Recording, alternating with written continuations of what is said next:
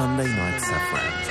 Religion, politics, culture, and lisping. Happy Hanukkah, listeners. Happy Hanukkah, Father Bob. And to the whole Tonight, world. Catherine Deveny, writer, has got a book out. She's going to talk to us about her religious past and present. We have highbrow filmmaker from Holland, Mark Verkerk. He's done a documentary, Buddha's Lost Children. Yeah, I like that. Yeah, it was good. I wonder what it's going to be like. Based on that film, what do you reckon he'll direct it? Because it is a bit sort of pretentious. Pinko Electris. Well, you know, it's just a bit... You know, look at the natives and hear the little Buddha children in Thailand and, you know... He might be like John Pilger. Yeah, I don't think he's going to be politically pretentious. But, No, you know, I he don't might think so. Spiritually pretentious.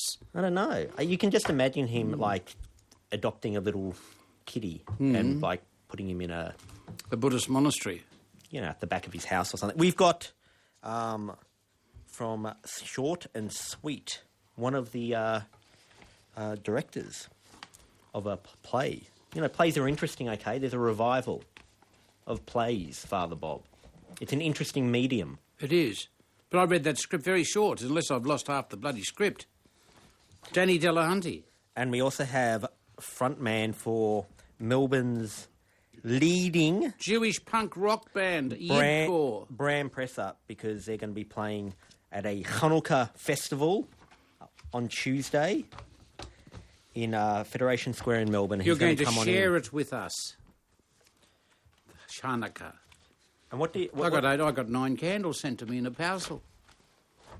Why I got a little thing. Why don't you tell us the story of Hanukkah, Father Bob? I'll tell you the story of Hanukkah. I'll tell it better than you do. The festival of Hanukkah was all established to commemorate the Jewish Maccabees' military victory over the Greek Syrians and the rededication of the Second Temple, which had been desecrated by the Greek Syrians, rededicated to the worship of God. Thus, Hanukkah is a celebration of Jewish national survival and religious freedom. Now this is all about 165 before the Christian era. Can I just say to the cafe owner of the Red Tongue Cafe, who is a Syrian Australian, I know thousands of years ago this thing happened between our great-great-great-great-great-great-grandparents, but I think we've just got to let it go. We've come to Australia now. We've been in a few generations here in Australia, so, you know, just... What happened? I'm just announcing to the Syrian who runs the Red Tongue Cafe. But you didn't have an incident. I didn't have any. I actually did have an incident with him because I once was talking to him, right, and somehow it came up and he was telling me that he was Lebanese or something like that, blah, blah, blah. Yeah. And then it was like 6 months later and he came up and I found out he was Syrian. I said, why did you tell me you were Lebanese when you're Syrian? And he said... He goes, you don't understand, John. Like, Australians don't know. They get confused if you say you're Syrian. No, they don't know what you're talking about. Truly. And they've all heard of Lebanon, so I just say it because it's easier. Yeah, true. And I'm like, that's a bit of an insult. You know, is that really what you think of me? Syrian who at the Red Tongue Cafe. Anyhow, lighting the Hanukkah menorah is the essential observance of the festival. One candle is lit the first night, an additional candle is lit every successive night. Christopher Hitchens, our friend... Says it's bullshit. Yeah, well, he has a problem with religion in general, but he does bring up a good point. He wrote an article about Hanukkah and said, isn't it a fairly lame miracle? It's like, what happened was, it was meant to only be enough oil for a candle to last one night, and it lasted 8. And then he puts all these sarcastic things like, wow, whoopee. Yes. And your friend, who you're going to interview... It is a bit of a... When you consider all the miracles in all the Bibles, in all the religions... Yeah, this is a nice one. Well, it's very small. Yes, but it's a nice one. You can see why Jews leave for, say, Hinduism, where you celebrate Hanuman, monkey god. Yes. Growing into giant monkey and rescuing Vishnu with his monkey tail, whilst 4 giant turtles hold up the earth. You can see why they're going over to that, because that's got more kind of zing than these like everything like else. Whoopee. It's about oil. Yeah. It's about oil. Hey, Now, maybe all the left-wing pinkos can yeah. become Jewish, because then they can go around Hanukkah and kind of go, man, it's all about oil. I see you got your It's all friend. about the oil, man. You got your friend, Chavez. Chavez. Down the tube. What's wrong Poor with bugger's Hugo gone down the Chavez? tube because he established himself as king of the world. Yes. And then the Parliament voted against his. Well, the people voted again. He wanted Are you more sure it's the powers. people or is it an American conspiracy, as your friend will point out in his next doco? Two things. 9/11 was an inside job. Oh, Plus God. 2, I'm in an interesting twist. I'm suddenly going to go pro Hugo Chavez. Yes. Why are you looking at me like But that? you know damn well- because he had a referendum. Even though he was trying Yes, to thank you. make things a Thank little you. less democratic. To make them less democratic, he had to hold a democratic election, and he lost the democratic election to The become... will of the people. Yes. So I've gone on his side now. It's me and Pilger and against So the now world. you're Catholic, Yes. meaning open to And all. Building 8 was a controlled demolition. It makes no sense. How can the building just... What Anyway, about latkes? Luxes? Yes, fried potato pancakes. Yes. And soufganiot. How do you say that? I don't even know what you're talking You about. do. Donuts. Luxes? Ponchkas? It There's says here Luxes. soufganiot. I don't... Just give me a look. Oil-rich food in commemoration of the miracle of the oil that burned for 8 days. All I know is how much of it this was confusing of my different identities. You know, like, for example, like where you don't know what trumps what identity? Like when Collins put out the diary that didn't have the Jewish holidays, should I then boycott all Collins products, except Collins do the Scrabble dictionary? I'd have Which to you boycott this. need. Yes. So it was like, does my Scrabble identity overrule my Jewish... Which one is which? Well, I had a Ponchka and Lakta issue, because I just finished playing squash with Jeremy Yeah. Weinstein. You stuffed yourself Dropped with him back bloody at his house. And his donuts. wife there, his religious Jewish Oh, wife... who's making these beautiful Ponchkas, things? and she Soft said, goods. have a ponchka. Obviously, she said they have in Yiddish. And it was like, what do I do? Do I insult? Do I turn away my Hanukkah heritage? No, by, you've got no. Or do I go with my carb identity? must go- I ended up going with my low-carb identity. Did you? And said, no, thank you. I took the ponchka, but then I gave it to someone else the next day. Threw it in the rubbish bin No, at I the didn't front, throw it in the rubbish bin. I gave it to someone because I had a meeting the next morning. where the and I Syrians brought saw in a you doing ponchka. it and accused you of disloyalty to the. Why are you trying to inflame things between me and Because the I'm interested in the Syrians? Syrians. Because the Christians were very well looked after by the Syrians from day one. Anyone can have a Syrian friend. I'm not impressed. Tell me this. Do you have an Assyrian friend? No, but I know the difference between Assyria and Syria. Well, I have an Both. Assyrian friend as well as a Syrian friend. Oh, yes. Something's... The kiddies will smack the priest. The kiddies are going to smack the priest. The kiddies are smacking the priest. I can't find the bloody button. There it's gone, kiddies. I confess to don't- Almighty God that it was my phone. I don't want you hanging it on anybody else. Sarah Peel or John, it was my phone. I have sinned on Hanukkah. The bloody phone went off. It was a Syrian actually ringing. So taking exception. Now listen, don't forget, you're going to get in serious trouble with Catherine Deveny. She's going to come up after Yeah, because this she wants to fight with tune, you this about popular tune. Richard Dawkins. Oh, that is, ladies and gentlemen, Arctic Monkeys with Old Yellow Bricks from the album what is that? Favourite Worst Nightmare. Thank That's you, my Father job, Bob. Catherine, to announce these songs. I'm They John give me Safran. a little thing like that. And special. joining us is Catherine Deveny. A Jew, an atheist, and a Catholic Yes, walked into you're a not radio bloody studio. atheist at all, I didn't love. notice. Is that a lisp on you? No, it's just it? just my lips. It's cosmetic surgery. You've had a lisp.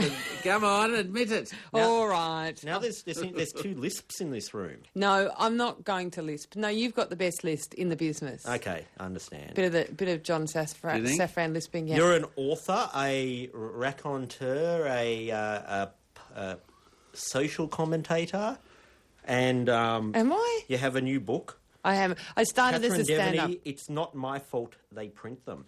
And probably the best summing up, people say you're the left-wing Andrew Bolt. Which whenever people say that to me, and I go, "Who's Andrew Bolt?" which is always my hilarious response. Yes. But Andrew Bolt's never funny. Oh, He that's not doesn't. He true. never wrote a citizenship test. No. No, he's pretty funny. See, I've never read him. No, I think it's pretty accurate. Is it? Yeah. What do you write? Stylistic. I mean, no, it depends how you look at it. Like, no, he's not trying to be that funny, but you sort of... You both have He the smiles, same though. ways of thinking, but from different sides. So do you think I'm the left-wing Andrew yeah, Bolt? definitely. When I Is that a read good thing? Yeah, definitely. Okay. Because we've had Andrew Bolt in how many times? With his son. Yeah, his son came in. You would have not have liked that because it would have humanised him. All the people who hate Andrew Bolt, me and Father Bob, we've been there with Andrew Bolt and his son. Like it just changes everything. In the flesh. See, that is fascinating. Can I take this opportunity to blow a bit of smoke up you both? And to say on radio, I've met John a few times. I actually never know whether he knows who I am, so I don't kind of say hello. The first time I met, I was publicising a book, and it was a Triple J, and you walked in, a Triple R, and you had a very big night, and you walked in when there was only about 10 minutes to go on the entire show. You were supposed to have been there for 3 hours, and you collapsed on the floor and said a few words, and I think you went outside and vomited. Was that a common occurrence? No.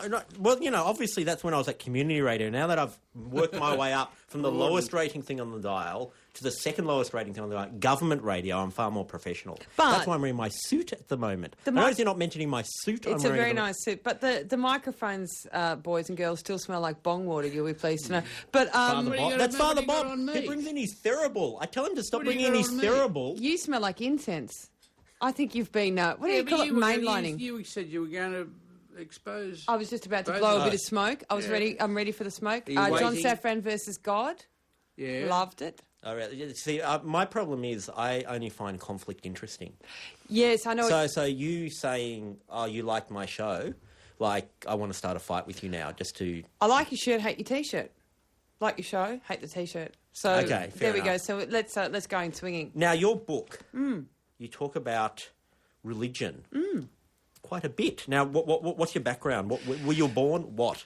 Born Catholic. Came out, they just stamped on me, Labor voter, Catholic, barracks for North Melbourne, no longer vote Labor, vote Greens now, no longer vote, no longer Catholic, I'm now an atheist, but consider myself a cultural Catholic, no longer barrack for North Melbourne, now barrack for Essendon. So I grew up in a very, very dull Catholic family. We weren't like super Mel Gibson kind of Catholic. Oh, they're the best sort. We weren't the kind of really slack only turn up on Christmas Day Catholics.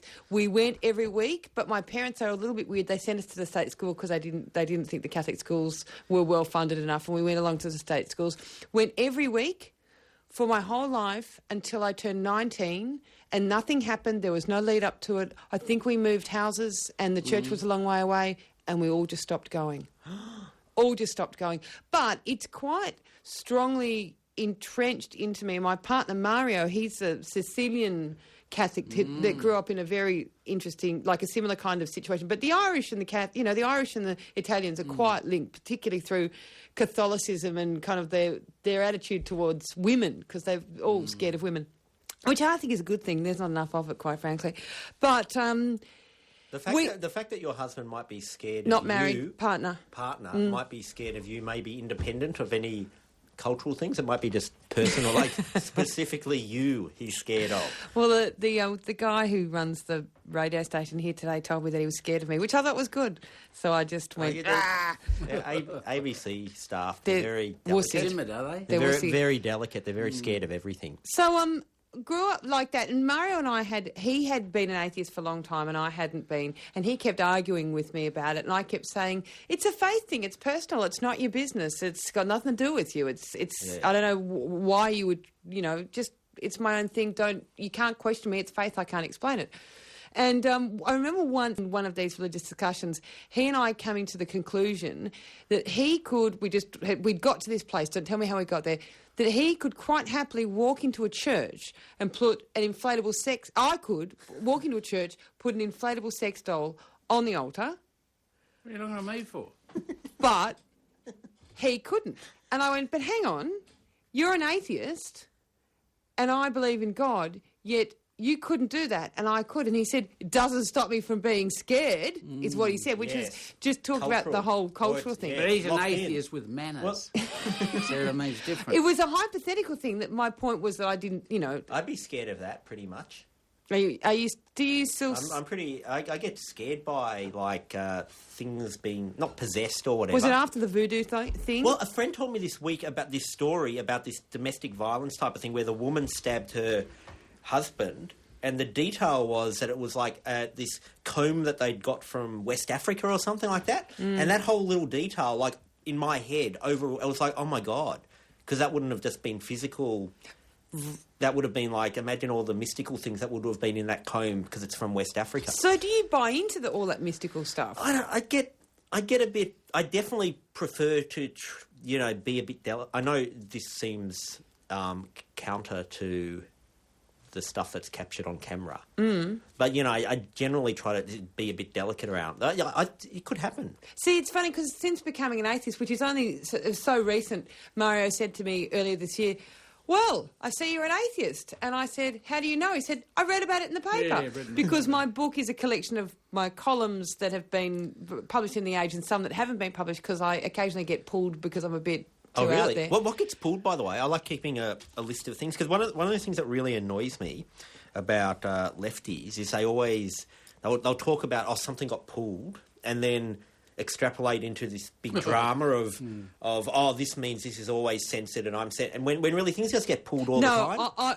No, it just went pulled. They just said, look, it's too much of a rant. There's no opinion. It was an article that I wrote in the middle of the year, and it was about a lunch I had with one of my best friends is Michael Veitch, and we see a lot of each other, and we had gone out for lunch, and he had started, this was in the middle of the year, and he had started the conversation saying, John Howard's going to win the election and I'll put money on it. And it was very bleak, it was winter, and it wasn't a good feeling, and we talked about it, and I thought, yeah, he's right. I just felt that that was what was going to happen. I felt there was a huge cultural swing kind of towards greed and money and interest rates and all that kind of stuff, and away from community and people and equality and bounty and stuff. So I'd written about that, and I'd written and I submitted it, and they pulled it at the very last minute. They said, it's not evidence-based, it's random. I mean, I think there could have been political things. Exactly. Since when was I evidence-based? Father Bob, imagine what's going to happen to our careers if suddenly the little filter of evidence-based is required. Yes. I'm gone anyway. But I think I'm glad you liked Keating. Oh, God. So you had tears in your eyes, didn't you? Miss him. And that marvellous speech. I read a beautiful speech at the interring of the unknown soldier. Oh, I've heard. People have told me. It's absolutely sensational. Now, what a pity that that's the end of him. It was the end of him. I mean, he popped up every now and then and says, Peter Costello, all tip, no iceberg. Yeah. John Howard, desiccated coconut. I loved him and I missed him. I used to dream about him a lot when he was around. And the biggest exciting moment of my life would be meeting Paul Keating and putting my arms around him. Yes. I just think he was such a master of words. I loved his spirit. I loved his energy. We just don't have that. I mean, Mark Latham's been the closest that we've ever got. Yes. And I miss that. And we've got these diplomats and lawyers and stuff, but he had mongrel in him. He had the words. You talk a lot about religion in politics today through your book. Now, what do you think about Rudd? Because I couldn't help but notice that in a column before the election, you said you're encouraging people to think about things like homophobia and racism and sexism, and the implication by my reading was that, vote for Labor as opposed to voting for Liberal. Except Rudd, he's not into gay marriage or anything like that. No, I think that's a little bit terrifying. My feeling was, during the election, my personal feeling, not as an ABC employee, but as a person, a columnist, a commentator, is that it was just like anything to get John Howard out. Anything, whatever it took.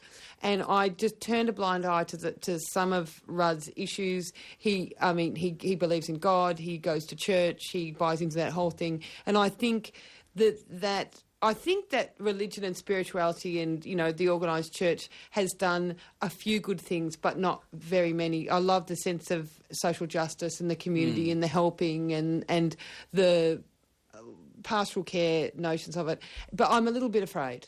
I mean, somebody referred to Rudd the other day, which I used in my column. I asked her if I could use her description, a robot who goes to church. It's just a bit scary for me these days. If I, as an atheist, going, well, this is a total delusion. This is the man in the sky who doesn't exist, and he's buying into it, and he's leading our country. And I don't trust him because he went from insane faith, Catholicism, which is at least fun and insane, to Anglicanism. Yes. I just don't trust that. Yeah, no, I think if you're going to have a religion, it's got to be a little bit bonkers. Yeah, or go more extreme.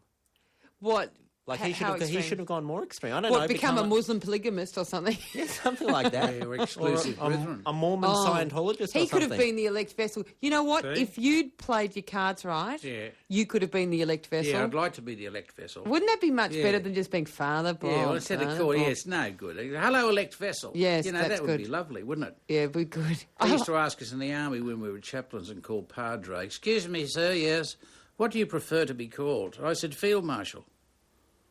And I said, well, I've never been called Field Marshal. I've been, you know what I mean, before. Try that one. Yeah. You shouldn't have to be asked, what do you prefer to be called? Did you have like khaki uniform? Everything. We had medals and not did we. Did you personally have a khaki uniform and like a soldier hat or something? Yeah. Like a pith helmet with like a little I lost Red weight Baron to stick thing? the uniform on. He's so pith-stick and But I hard to never stand up. heard a shot fired in anger. So, can you tell me, are you one of the people who can explain to me why are toilets in real life and latrines when you go into the army? What's the difference? Are they British. As you know, Britain learned their language from the French.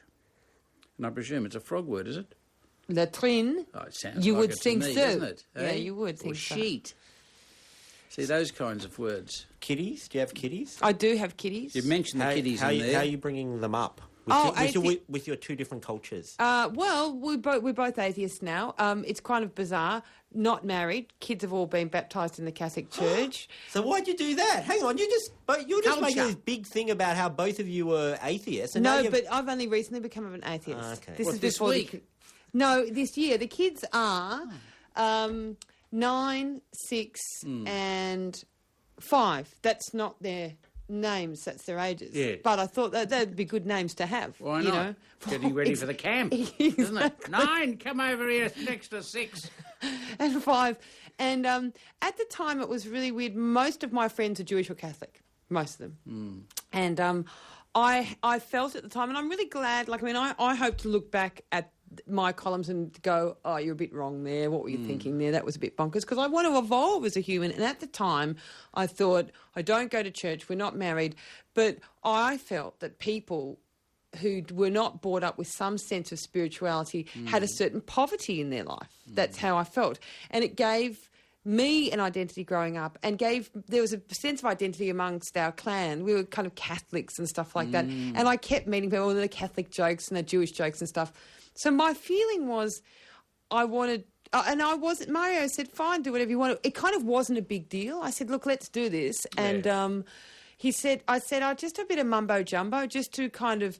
I wanted to introduce them to the world of spirituality. If I actually could have had them christened or baptised or shaved and branded and pierced in every religion at once, I would have said, off you go. Including female circumcision, I assume. Yes. Even for the men. The whole lot done. But, if I could have given them, once upon a time here you would have a medallion to get into a club. If I could give them a medallion to every spirituality, I just thought that was a good idea.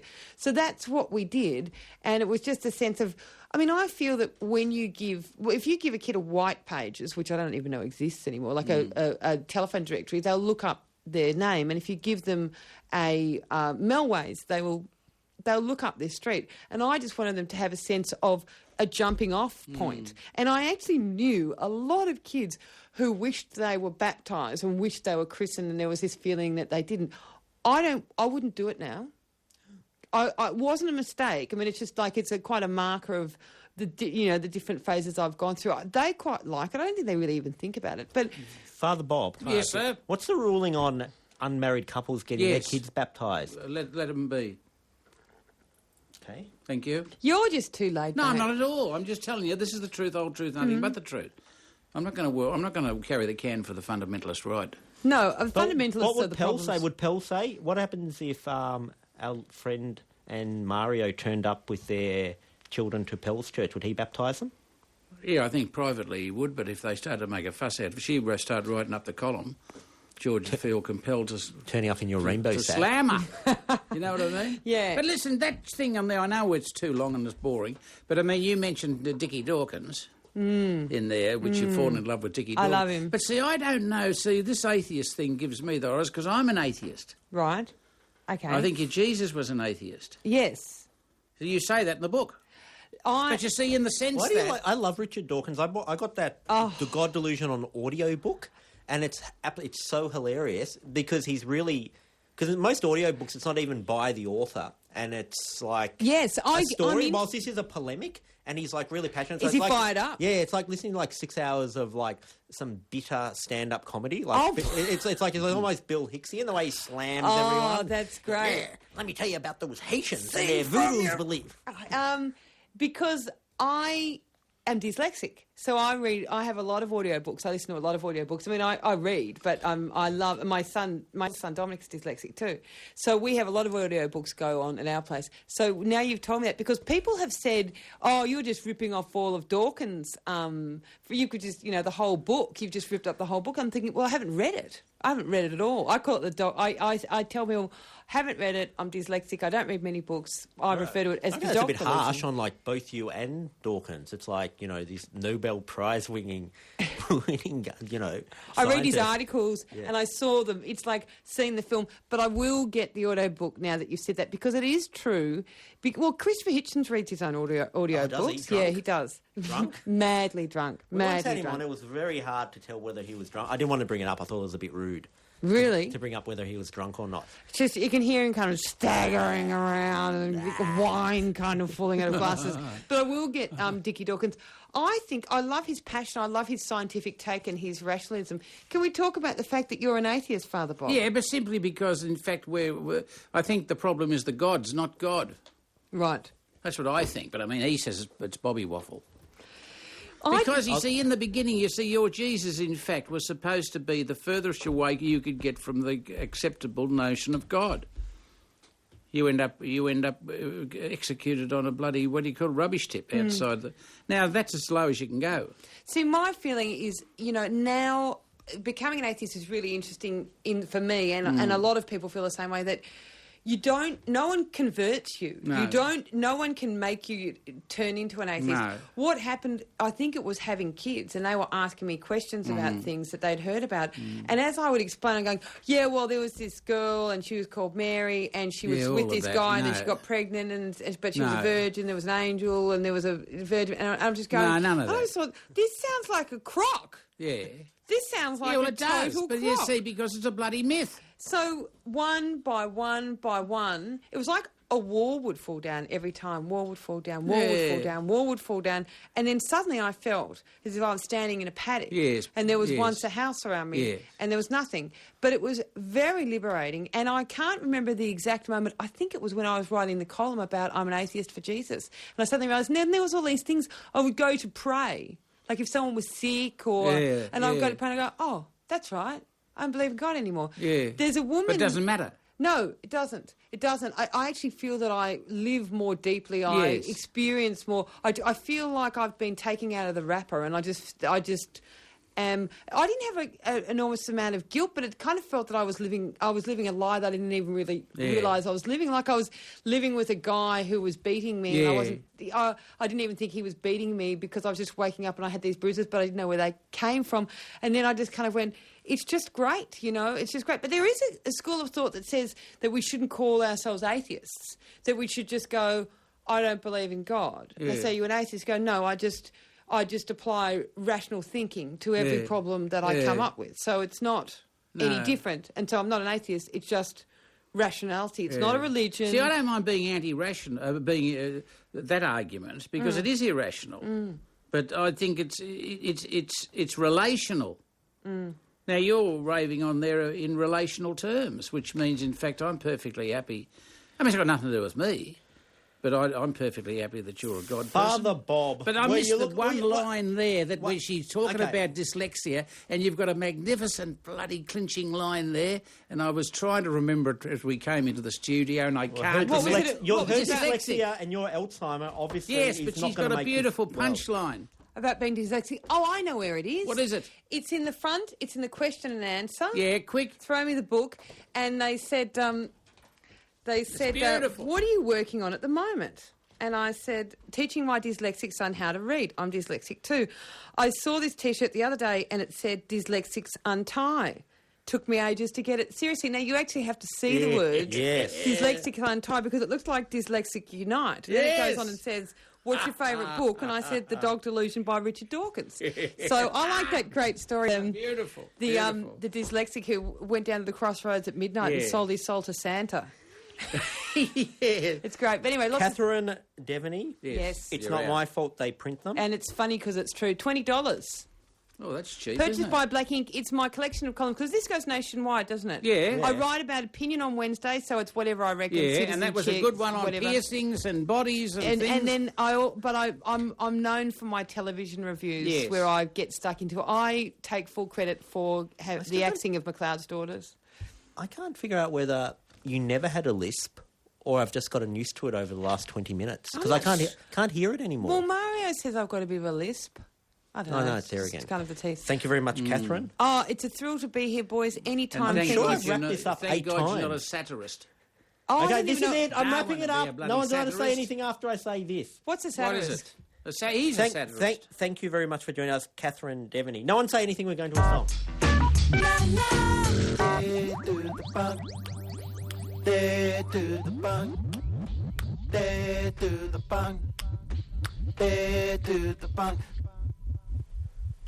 Gorillas with 19-2000. This is Triple J. I'm John Safran. That's Father Bob. Father Bob. She looks Next prettier time- than that, doesn't she? Catherine Deveny. You're saying what? She She looks looks prettier in than real that. life than in her photo. Yeah. Can I ask you a question? Yes. Next time one of your... Because, you know, when you do confession... Yeah, and all of all that. the underworld people Yes. who come to your Oh, you're church pouring into the church, yes. and ask for their forgiveness. Yes, forgive me for whacking murdering, people yes. Because your church seems to be quite tight with that scene. Can you ask them this? What's the point? Because I was watching The Sopranos, and like they always go, you know, I'll help you with this deal, but you know, I get 2 points. I want 2 points, and it's like I want 1.5 points. I want to know whether that means they get 2% of whatever the taking is, or 20%. So just next time, just ask them. I'm not expecting an answer now. Yeah. No. They say because they keep on people. The mafia people go somewhere, they ask for like 2 points or 1 point or 1.5 points or 3. I want to know if that's 2% or 20% or something, some third thing that I don't know. Yeah, righto. If you're in the mafia and you listen to this that show, on Christmas Eve at Confessions. just get back to me. I had a... How many points do you want? From... I don't know. I'd be too embarrassed. I'd have to get Why like don't you my... try going to St Francis Church down the street? Melbourne, this is, listeners. I'd have to get Down my the manager street, involved. you can go into the room and you can say, "Bless me, Father, for I have sinned." All right? I make a complete fool of myself every day. I was on the train. How many points do I was I on get? the train, as I often am, because I'm a bit of a train person.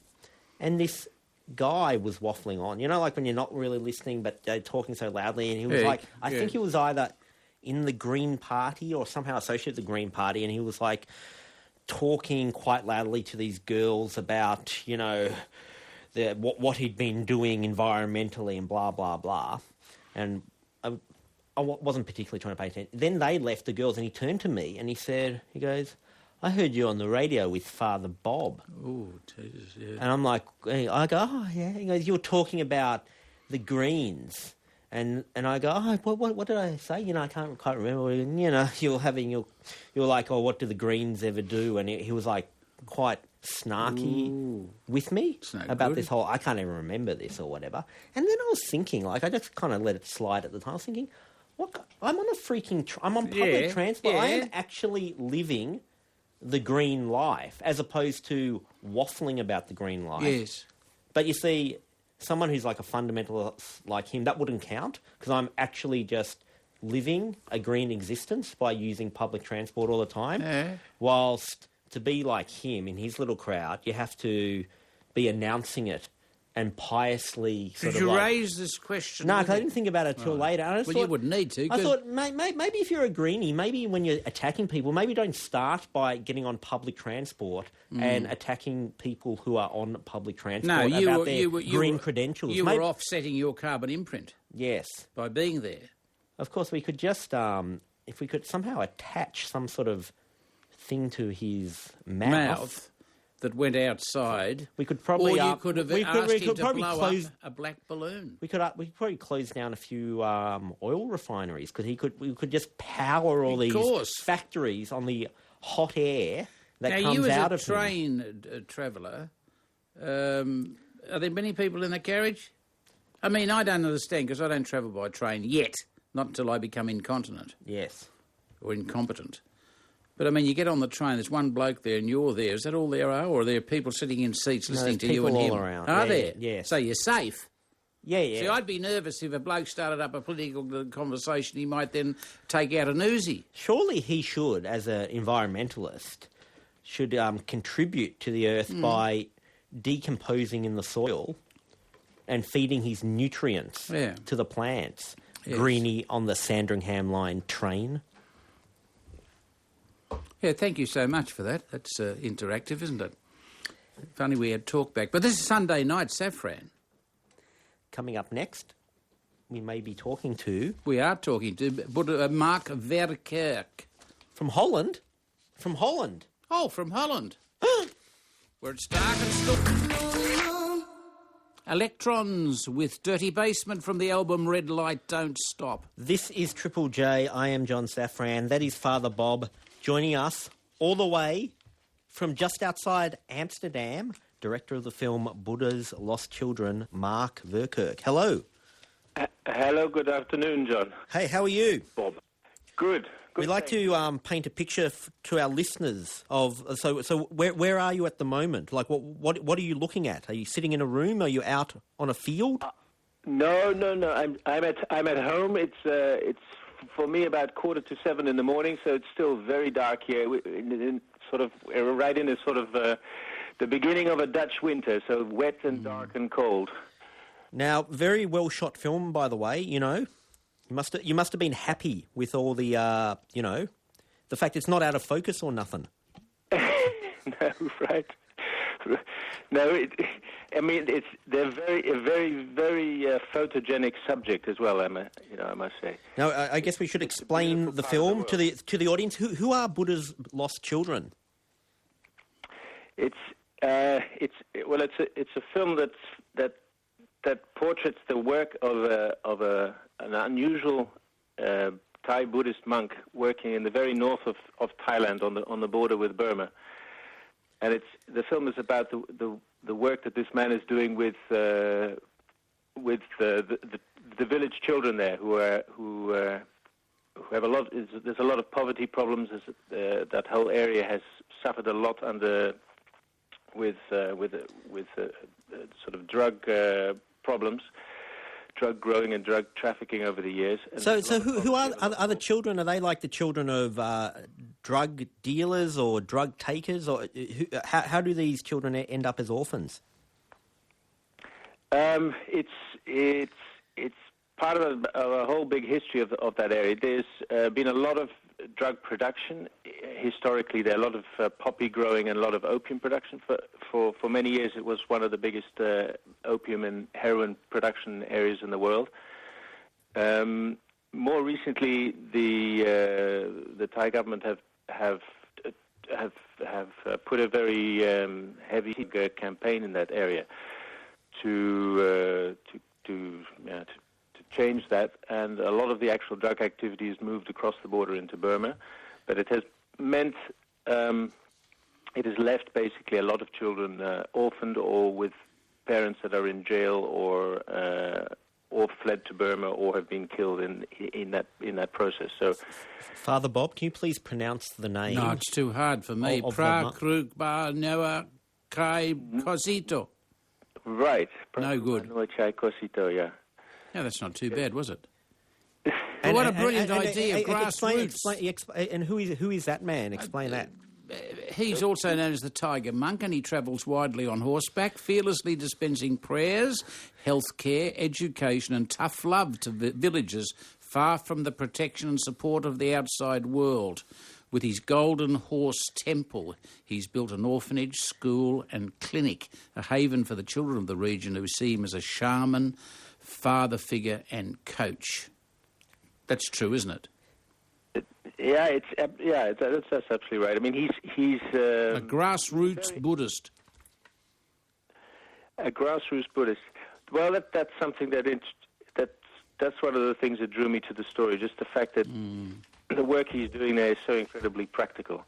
He's an unusual character anyway. The fact that he, for 15 years, was a professional boxer before becoming a monk. So he approaches everything he does very, very practically, let's say, very, very pragmatically.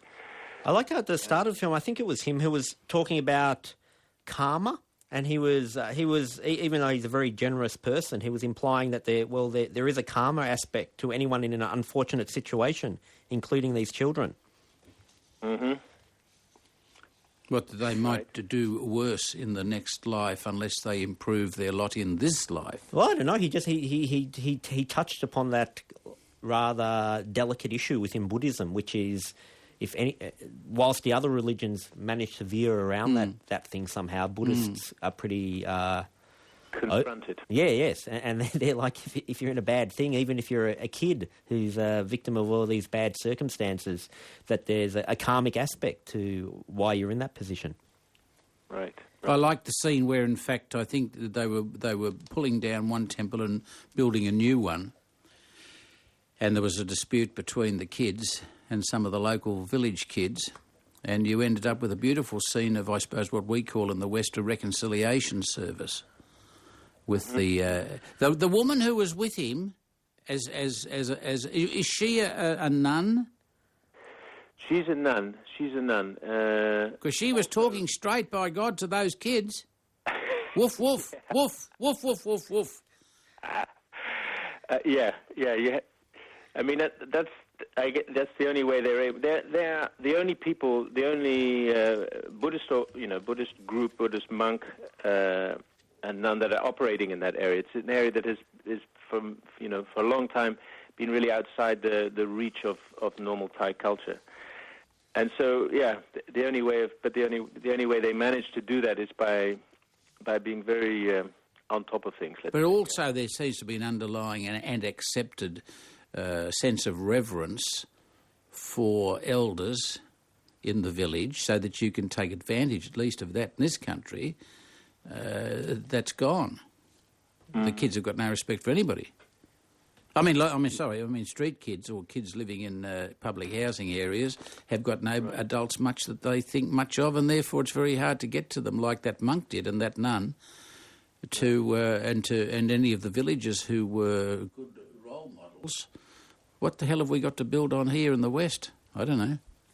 Yeah. Because we have to take to the streets the same as he did. Right. These are things that intrigue me, I must say, about that whole community. That although, I mean, he's obviously dealing with his own particular problems there, there's such universal problems. We deal with them everywhere. Raising kids, how do you... And we don't really have a kind of... did you not take us on the journey to the centre of the man himself? We didn't get his story, but I suppose you can't do everything, can you? No, I mean, I think, well, one of the things with making a film is that you need to really make choices on a lot of different things. And there's so many different things that you could make a film about in that area. There's the history, the social aspects, the social. You could make. There's a fantastic sort of social analysis for why are the people living in the way that they are there, and how did that come about? The man's personal history is fascinating, but you would need. It's all. These are all things that have happened in the past, and I was fascinated with what you could see actually happening there, and I thought, particularly for a film, it's a visual medium. And you were 3 years there yourself. You were there living in that place for 3 years. Well, not continuously, but on and off over a period. Yes. It took sort of 8 or 9 months to get win the trust of the group, and for them to allow us to do. Your film was already screening in Sydney, in Australia, and has just started in Melbourne. And it's about to open in Northern Beaches, New South Wales and Byron Bay, and will be in Perth in January, Mark Verkerk. Thank you so much, and thank you for that beautiful film. Thank you very much, John. Thank you for having us. The Southern Sky from the album Ziggurats. When I first found out about ziggurats, I did wonder why they're not as famous as... Pyramids. Yeah. Seems The like... famous ziggurat in where? Babylon. Well, it just seems like pyramids get all the attention, especially when you're like in primary school. You're always doing like projects on big pieces of paper where you're photocopying pyramids from Golden Book encyclopedias and then writing in texture around them. But what about the ziggurats? Yes. As in Latin America. Yes. And in Babylon, in fact, you could write a novel, as I'm reading about the 6 Sacred Stones by Mr. Riley. You know, are these Triple J, by the way, people? I'm John Safran, and that's Father Bob. 2SM or something. I have been playing squash with this one person who I thought was... Most of my interactions with him are on the squash court. Yeah. I know him quite well now after 2 years, but basically 90% of our interaction is squash. His name's Mikey Slonham. Oh. And not before or not after? You don't talk? Oh, yeah, we talk before and after, I'm saying, but I'm saying, like, our friendship has evolved. And I always thought he was, like, a pretty great guy. Because he seemed to really, like, pleasant and nice and good-humoured and all that stuff. But recently, just in about the last month, because I've learnt a few tricks. I've had a bit of coaching by this person, and I've got... Because incidentally, Mikey used to always beat me in squash, like just whatever, 80% of the time or whatever, right?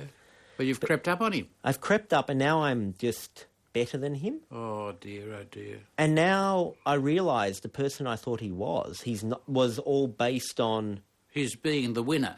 Yes, and he's got a different personality now that he's not winning. Yeah, I think it happens to us all in squash. But I'm a bit like that. I'm a very good winner. Like if I win, if I achieve at something, I'm not like I'm not like Daryl Summers, for example. Daryl Summers, whatever he achieves, he's always still bitter about this thing. So he gets on Dancing with the Stars. He gets that gig. And, like, most people are either thinking, oh, he must be quite successful. He's not. Or they're not thinking anything, but he's still in his head. He can't get over, hey, it's Saturday. Yeah, it's like, oh God, I can't believe they axed that and blah, blah, blah. Yeah. I'm not like that. I'm like the opposite of Daryl Summers. Yeah. Like, in my versions of that, I'm like, as soon as I'm winning, I'm like, I'm top happy. of the world, euphoria. Yeah, I'm happy. Forget I'm the handing rest out pardons everywhere. But that's nice. But he's gone down the tube. But I'm not... And so Mikey Slonham is obviously like that, where he's a good winner and very pleasant, but as soon as he's a loser, it's like... I know, triggers a terrible descent into the maelstrom. Yes. That's what I find. I know how you're feeling, Mikey. Yeah, one loss, but not gross loss. Surely. He's been losing match after match. 9-0 I've been or something. serving... What's the top score? I think I have got him on a 9-0. Yeah. Oh, that's not nice. Been serving closer But to you the can't wall. let him win just for the sake of feeling good. See, No, that's no. demeaning. Yes. Isn't it? Have you had a go at your Royal Tennis again? Yes. Oh, did you? When did we last talk about it? A minute ago. 'Cause I You've don't got know short-term memory, like chimps have got better memories No, than this. I don't know if I've played it since... I played it about a week and a half ago. Did we talk about it? We did. It was boring. Sorry, listeners. Yes. I thought you might have been back. See, Royal Tennis was a step up. And If you watched A Current Affair several nights ago on Wednesday night, and you saw this toffee, kind of this guy in a suit, and he was talking about business things. He was very well spoken, and he was there in his stockbroker firm, and he's all posh and stuff. And his name's Tom Elliott. That's who I played Royal Tennis with. Oh, that's interesting. That's what, the thing I like about Royal Tennis. It is actually, you go there, and it's like going to a gentleman's club from the olden days, where everyone's a wasp. Do you have flannels on? And No. You have to wear Cravat? white. The first time I played Royal Tennis, I had Not to go on the out. court, I had but to I go to mean- sport. I went out to a sport and bought like whites because you have to go and wear whites. That's beautiful. And a hat?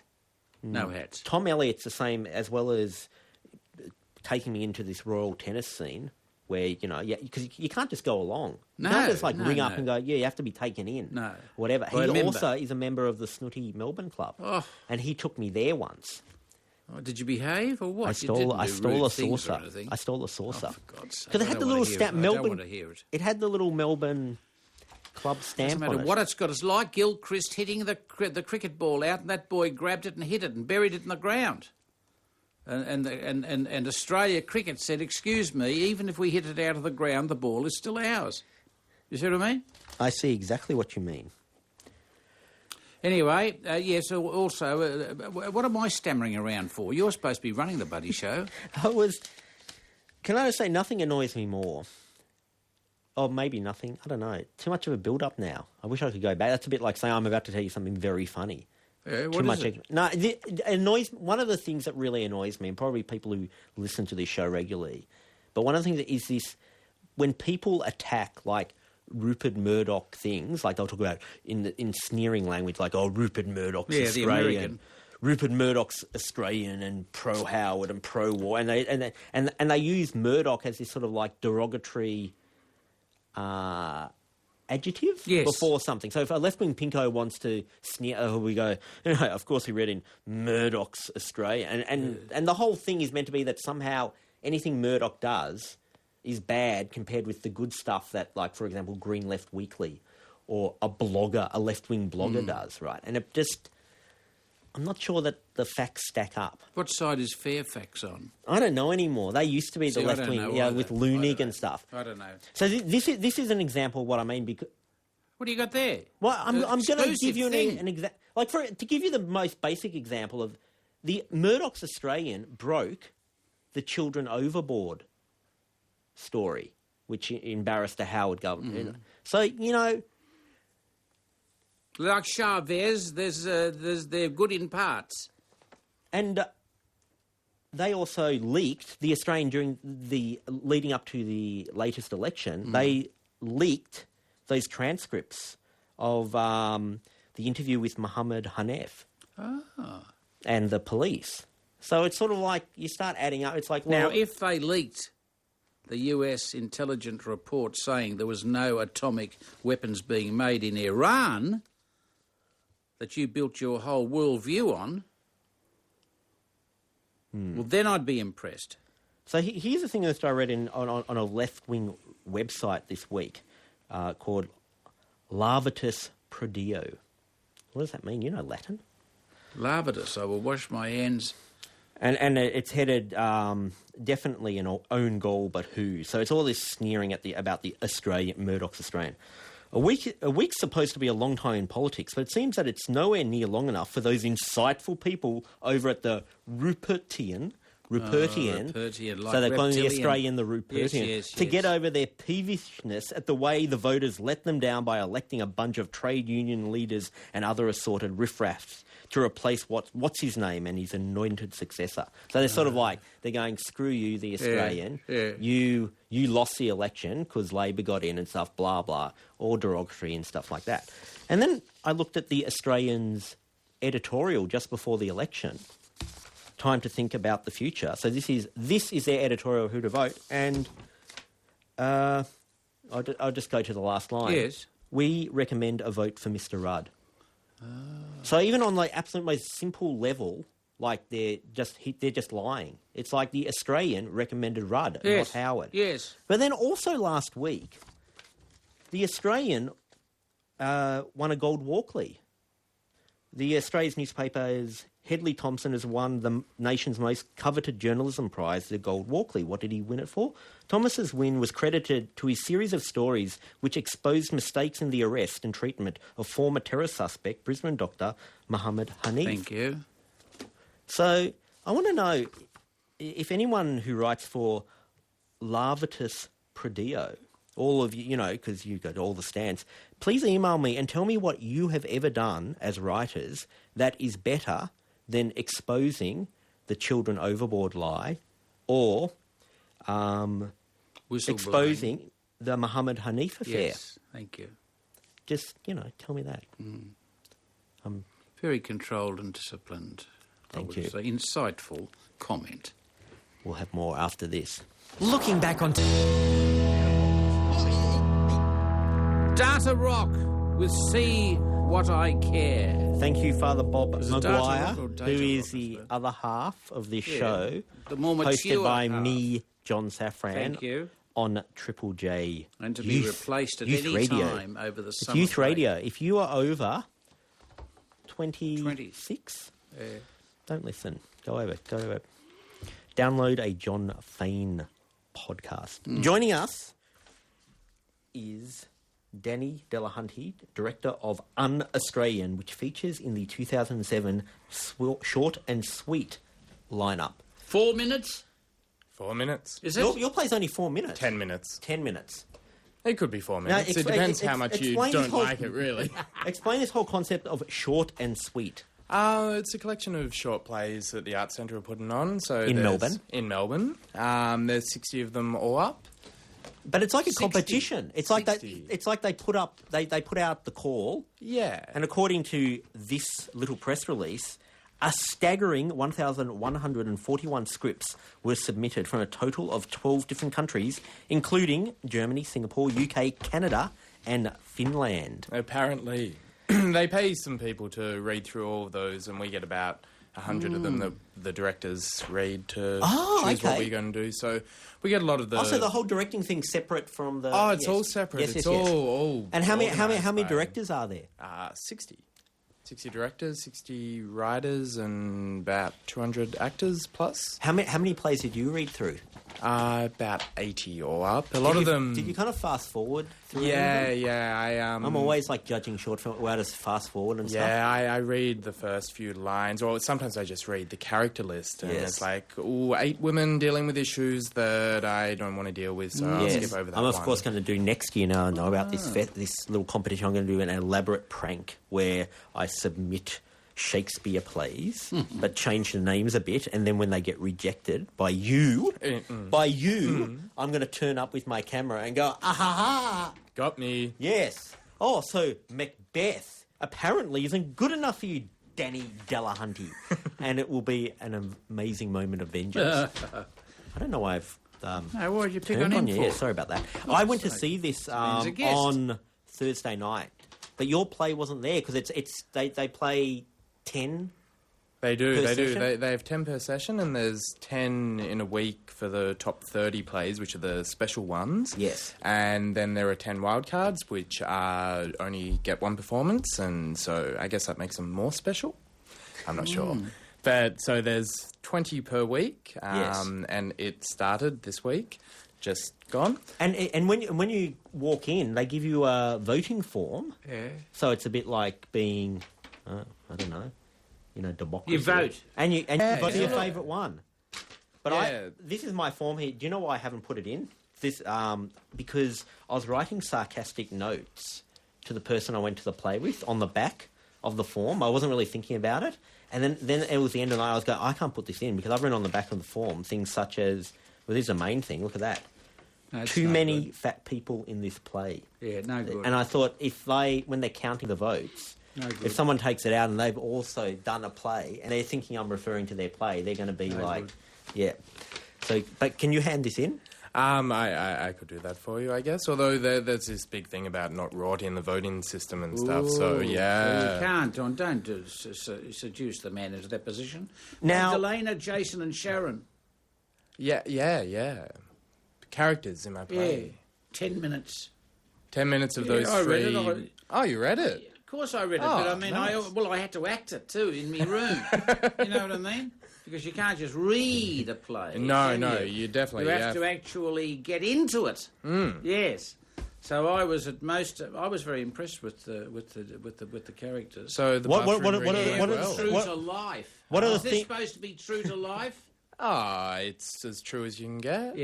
Yeah. But from your point of view, you wrote this. No, I chose it. Another And a to Melbourne you, was writer this wrote a it. fair Why representation? did this speak to you? Oh, whoa! It reached out and grabbed me. Did it? Well, no, You're yes, Polish. no. The writer's European. I see that. It's It very- grabbed me because it was just fresh and Yeah. very lively. You know, Unfortunately, I see old and elderly and my brain's gone to water. Magdalena, immediately I thought of Magda. So I'm seeing her in a chenille, what do you call it? Dressing gown. And I'm seeing Jason go and get her scarf and wrap it around her head as if to strangle her. I could see it, isn't it strange? And I saw Magda.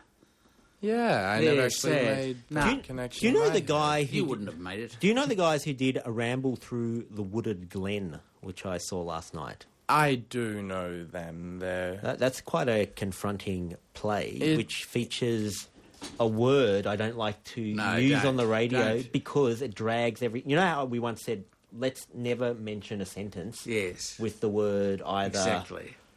That John Laws used to Darren Hinch. Is that it? I don't know. We can't use it, so how do we know which one it was? Okay, I'll say that it features a confronting... surprise sex. Your surprise sex scene. Oh. And that goes on for like about eight of the 10 minutes. What, is this an in-house term? This surprise sex? I don't know. It's PC. Well, you just made it up then. I didn't make it up then. I just want to say the other word because it drags it down the show. We're trying to do a comedy show, and if you say the R word... I'm a celibate, and I'm now becoming interested in this wretched word, whatever it is. And don't let me put off the question. And are they like sick in their head in real life, or only do they just get it together for the play? A little interesting as real people. It's from a company called Black Lung Theatre, and most of the stuff they do is pretty out there. Very, like I said before, fresh. They took out entirely like the 2006 Fringe Festival and then got an award to go on to the Adelaide Festival where they took that out as well. So they're pretty imaginative, if not twisted people. Yes, no, that was a very entertaining one. Now, can you ask the guy who curated the thing, how come, considering there's like all these plays and they can put some on this night and some on that night and then some on the next night, why in my session there were two separate plays set in goldfish bowls? About goldfish, yeah. It was a bit like watching Bug's Life and then Ants straight away afterwards, and I reckon it would have been bitchy behind the scenes with the two goldfish play people. Yeah. All kind of being polite to each other whilst really being angry. So it'd be like, oh no, they're totally different things. I mean, because it's not really about gold. I mean, both are goldfish in a bowl, but it's totally... We're both totally saying different things. Yeah, no, and I love yours. And, I think yours says something like that. When really... And they would have just... They're like, my goldfish is the best goldfish. Yeah, and then as soon as they left, it would be like, bitch, like that kind of thing. Were they the same goldfish? No, totally very different. Totally in fact, actors, plays, writers, directors. No, but the goldfish I think one of the first themselves. ones might have been a flounder. I'm not sure. Oh, I see. Well, that's totally it might have been a different plot then. twist that I missed. I'm not sure. That's totally different then. Yeah. But my favourite moment of the evening, and I reckon they should do this every night. And can you tell who's the guy who organised? Alex. Yeah. Okay, this is my favourite thing because I was just sitting there and I happened to be talking to the Age reviewer, and like they're saying blah blah blah blah. And then Alex came over, who's like the organiser of this whole thing, and I saw live the thing where the organiser's trying to feel out from the critic what he's going to write in the paper the next day. Oh, so you think that should be done publicly on stage? Yeah, because it was really good because he knew he couldn't go too far, so he sort of like wandered over and he tried to pretend it was like just a normal conversation. Like, oh, we'd just be having this normal conversation I could be having with anyone. And then sort of like he just segues slowly, feeling it out into... I guess what did you think of all this? And he said... Oh, yeah, I liked some, and I didn't like others. And then he's like, Alex is going, I mean, yeah, I think that's the really good thing about theatre, that, there's a wide... And he spun that all around. And then tried to feel out a bit more of the ones he liked and the ones he didn't like, and what maybe will be the opening paragraph in the little review thing. That was good. Why could that not have been? Yeah, well, there's great potential there for an entire spin-off of plays of Alex Brune and reviewers. They... could do an entire season for that. When is yours on? Mine's on Saturday the 15th Down at the Arts December at the Arts Centre. Yeah. So You have to walk past that annoying Spiegel tent to get to it, though. You do, but you walk straight through it if you want to. Yeah. You can take the shortcut, and you book straight through the art centre or Ticket Tech. I think could be Ticketmaster. Well, I get those two mixed up all the time. Like, this isn't Kerry Ann Kennelly or whatever. They both start with Ticket. It's pretty confusing. Understand. Now, short and sweet, and it is quite entertaining. The good thing is, if you don't like one, it stops quite quickly.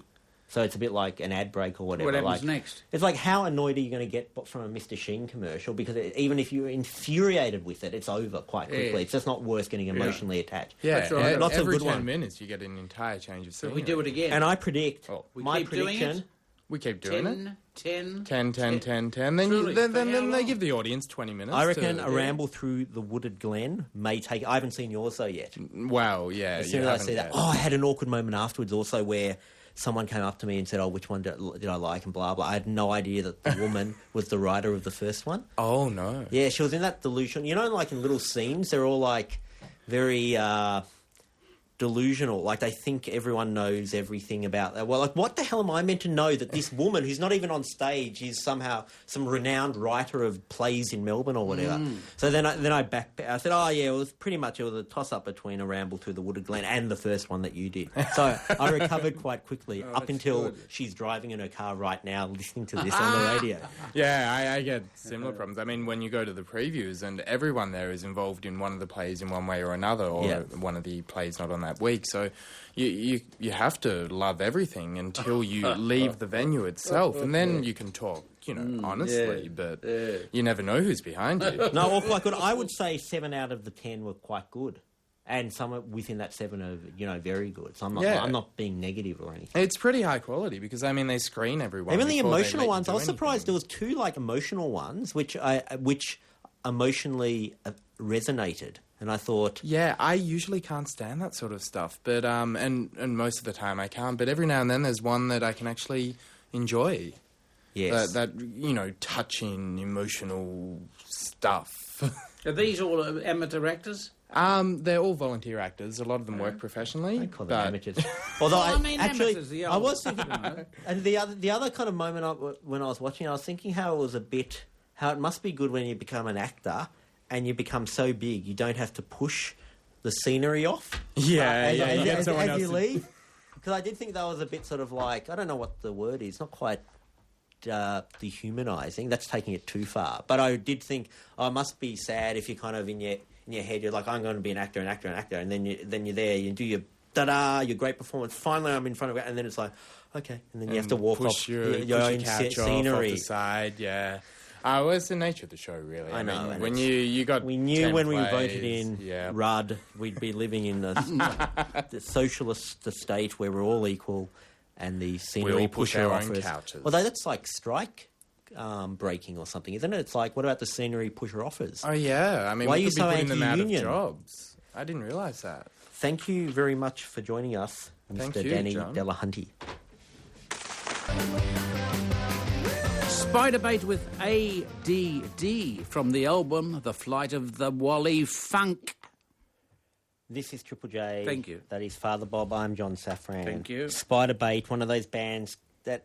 You can tell bands that are going to explode. Any band that has the option of this person sings lead vocals, Yes. or maybe that one sings Yeah. lead vocals, is always going to end in disaster. How can, like, egos not, No. like, explode? Why couldn't they... Like, how furious if you're the... you're the chick, and it's like, Yeah. do we have to be here, and he's getting all the attention because he's singing Black Betty, and why is that the encore song? Oh, what a surprise! He gets to do the song that's the big encore song that everyone. Why can't I? Remember that was a band George? Is that their name? I can't even remember their name anymore. And there was like a woman singer, and there was a man singer, and Yeah. And you're Simon saying... and even people as mature as Simon and Garfunkel, it's like Paul Simon said, he was like, I was just furious. We'd be there, at Woodstock or wherever the hell they were, and it'd be like, I just have to stand in the shadow whilst he sings, like a bridge over. But then, of course, he did Graceland. I didn't understand those lyrics. What does that mean? You can be my bodyguard, I'll be your long-lost pal, you can call me Betty, and I'll call you Al. And then Chevy Chase is in the video to make it even more confusing. Yes, I think it's just genius. I also don't understand with Paul Simon how he released that Graceland record, and it's like, oh, it's a genius. And then he releases this other record that sounds exactly the same, and it flops. It was like this. I don't understand it. Anyway, can we... Thank God I don't understand it. I don't know which... I'm on the What's On page of the Australian Jewish News, because we've got Bram Presser from Yidkor coming up, talk about the Hanukkah festival he'll be playing at. There's a few Hanukkah festivals on. There's the Hanukkah Family Farm Day. Temple Beth Israel is holding a day with animal petting zoo, horse and camel rides, Israeli dancing. That's Jimbrook Farm. There's the Hanukkah party, the Hanukkah in the bush, Hanukkah in the park, Hanukkah in the city. But look at this one here. The Young Aleph Summer Launch, a Young Aleph event for gay, lesbian, bisexual and transgender Jewish guys and girls aged 16 to 29. Stunning. Variety, I'm saying. You can have a transgendered gay and bisexual Hanukkah. Well, you can have anything, isn't it? Yeah. Well, whatever. that's the beauty of living in Australia, isn't it? And that's on the 11th of December, Tuesday, from 4 till 10:30 p.m. At Federation Square. Now, are you up to being questioned closely by Bram Presser? And in what way? Bram Well, Presser, he may Yancy and intimidate Yidkor. you. It's okay. You know, you I've met him before. Oh, it's all right. Because with that name, Bram, I get a bit nervous just because of that. I wonder if we're allowed to talk about his, his Sunraysia fruit juice. His personal Sunraysia fruit, yes. He's like from the kid whose his parents do. Truly? Run the Sunraysia fruit well, juice. there's a scoop. But I don't know whether it's like, do we bring that up or is it just too much of a red herring? Like, what? Who cares? Who cares? The kiddies out there don't care at this time of the night on Sunday night about Sunraysia fruit juice. Yes. No. They're looking forward to it tomorrow morning at 6 o'clock. They start their day with Sunraysia fruit juice. We're up with Bram Presser from Yidkor after this.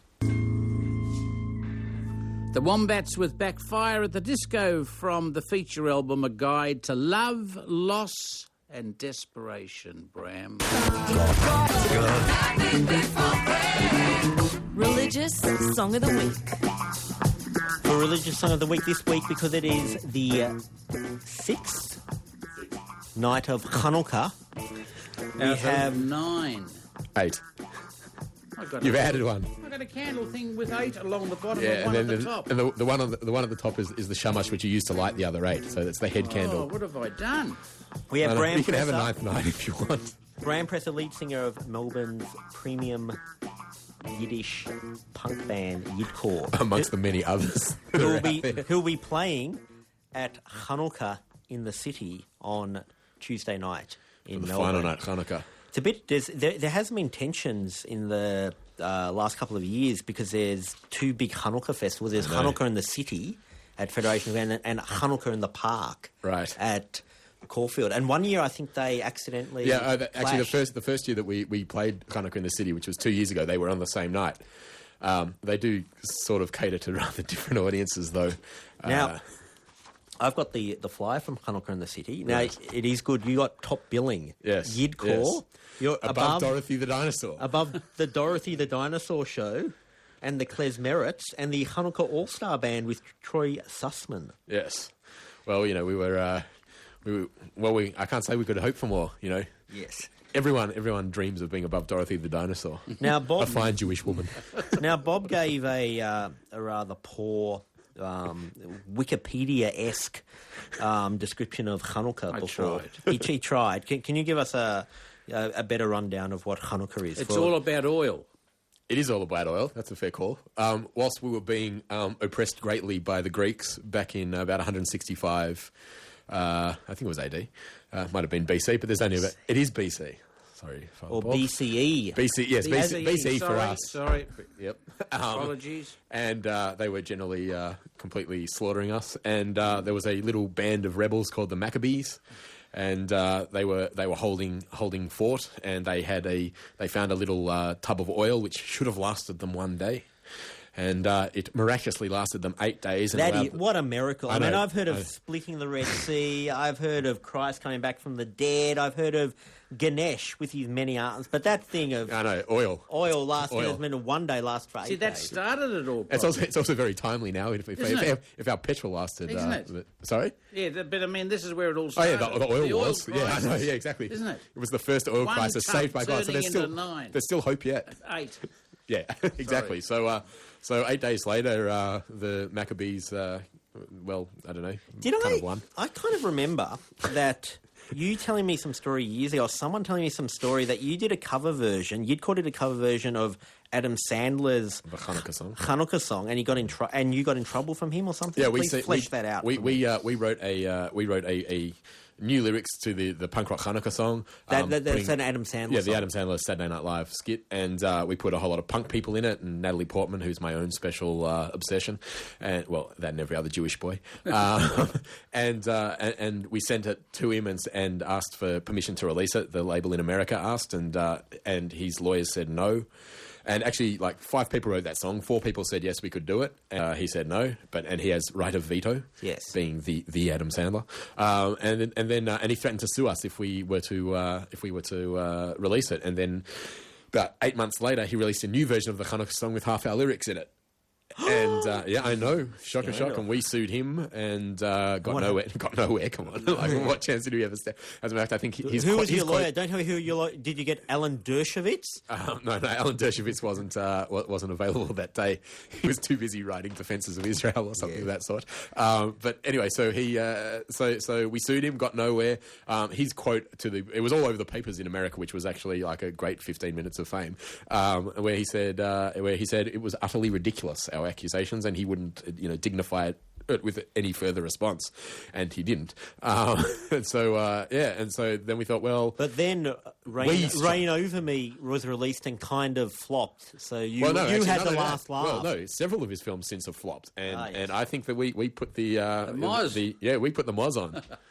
The Moz from Oz, the religious Moz from Oz, as it were. Now, you're, of course, here for Religious Song of the Week. What religious song are we listening to? The ultra-religious, They Tried to Kill Us, They Failed, Let's Eat, which I thought was very appropriate for the Festival of Hanukkah, being one of the festivals which does kind of apply to that saying. So, the Greeks tried to kill us, they failed, so let's eat deep-fried potato cakes and donuts, essentially. What do you call donuts in you? Ponchkas. What's the other word? Big word I got there before, and you denied that it's relevant. No, I'm not. I just. Are you going to say like Suvganiot or something like that? That's Hebrew. The Hebrew, for God's sake. Why do we I'm not a Ponchka denier. Stop accusing Can't we me of speak being a Hebrew Ponchka here denier. and not Yiddish? Only Yiddish. Thank you very much, Bram Presser from Yidcall. Thank you, John Safran. Let's hear this great Hanukkah track. Presser.